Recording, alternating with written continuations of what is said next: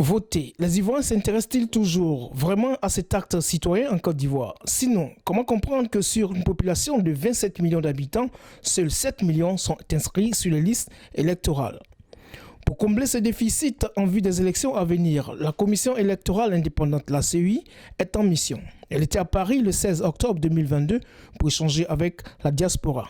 Objectif, installer les commissions électorales dans toutes les représentations diplomatiques de la Côte d'Ivoire à travers le monde. Cela dans le but de réviser les listes électorales comme la CEI le fait tous les ans. Pour qu'il y ait élection, il faut qu'il y ait électeur. Or, vous ne pouvez être électeur que lorsque vous êtes inscrit sur la liste électorale.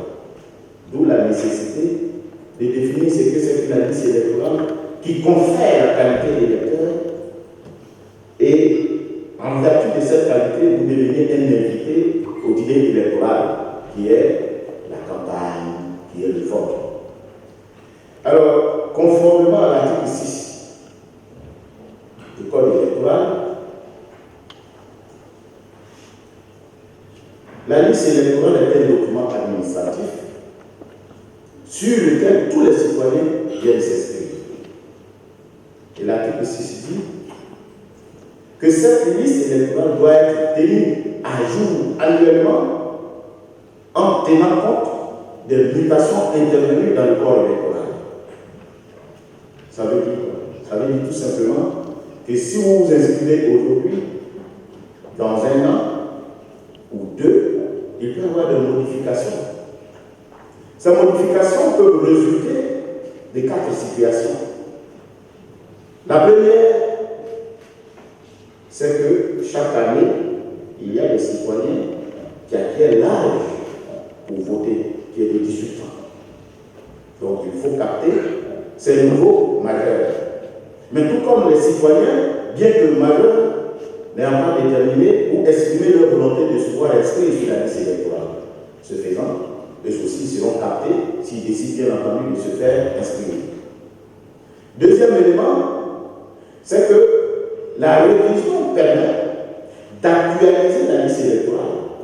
Parce que si vous êtes aujourd'hui à un statut A, évidemment, avec le temps, vous pouvez changer de statut. Je prends l'exemple des femmes mariées qui, au départ, se seraient inscrites sur la liste électorale sous le nom de jeune fille. Mariées qu'elles sont devenues par la suite. Elles voudraient bien, à cette occasion, modifier et rendre conforme le statut qu'elles ont par rapport aux données qui sont inscrites sur la liste électorale. Cela justifie une révision. Et puis, pour être électeur, il faut jouir de ses droits civiques et politiques et ne pas être frappé d'une incapacité ou d'une indignité. Or, il se peut faire qu'au cours de l'année, 2 événements majeurs peuvent nous frapper et nous déchoir de notre droit. Si ces 10 dernières années, un problème a empêché les Ivoiriens de s'inscrire sur les listes électorales, c'est bien celui de la carte nationale d'identité. Et le président de la CEI, Ibrahim Koulibaly Kuibière, ne s'en cache pas. C'est un problème qui est sérieux. Et c'est le ventre mou du processus. Je vous l'avoue. C'est le ventre mou, ça ne fait pas partie des attributions de la Commission électorale indépendante. Nous prenons que les personnes qui ont leur carte d'identité pouvant s'inscrire sur la liste électorale. Ceux qui ne l'ont pas, ne remplissant pas les conditions, ne peuvent intéresser la Commission.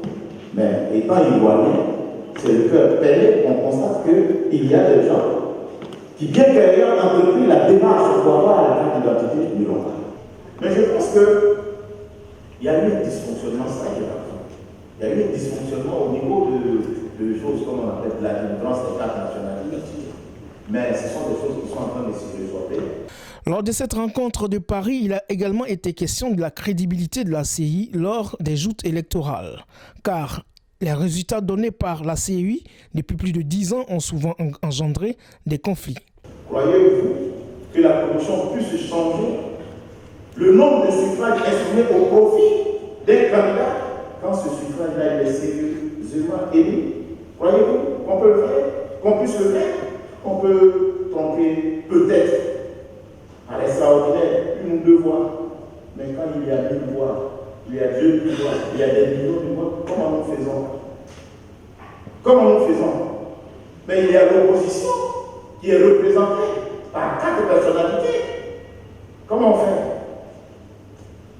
Et moi, je vous dis, je n'ai pas appris à être indépendant à la commission électorale indépendante parce que je suis magistrat. Moi, j'ai commencé à prendre mon indépendance depuis que j'ai prêté serment pour être magistrat. Et moi, mes enfants sont tout petits.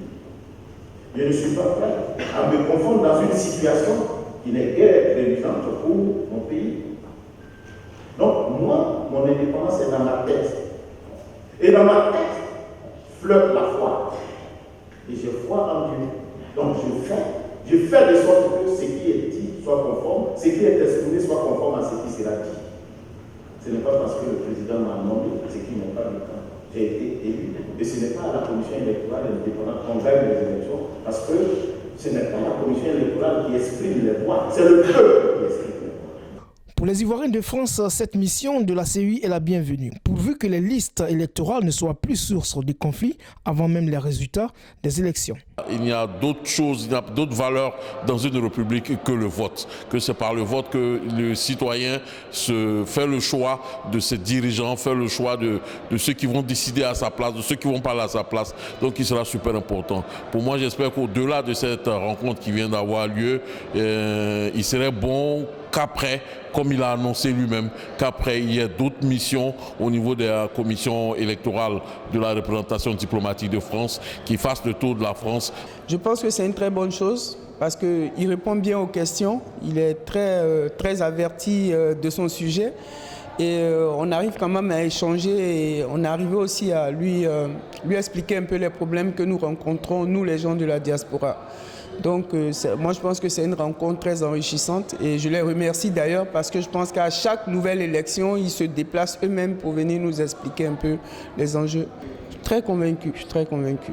Cette rencontre entre la commission électorale indépendante et la diaspora ivoirienne ici en France est salvatrice dans la mesure où elle va nous permettre de pouvoir consolider la paix en Côte d'Ivoire, de pouvoir associer les Ivoiriens vivant ici en France par rapport au développement qui est effectué.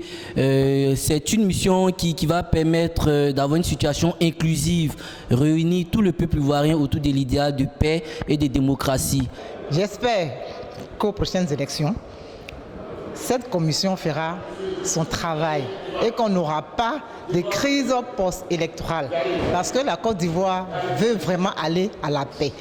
Être convaincu, j'ai un peu des doutes quant à la composition de la CEI parce que le volet politique, ça me pose un problème. Je me dis, on dit que c'est le peuple qui vote. Alors, donc, je le remercie pour sa mission ici en Europe. Donc je suis venue pour essayer de comprendre le fonctionnement de la CEI parce qu'en fait, ce n'était pas très clair dans ma tête et puis on sait très bien que ça a créé assez de problèmes en Côte d'Ivoire.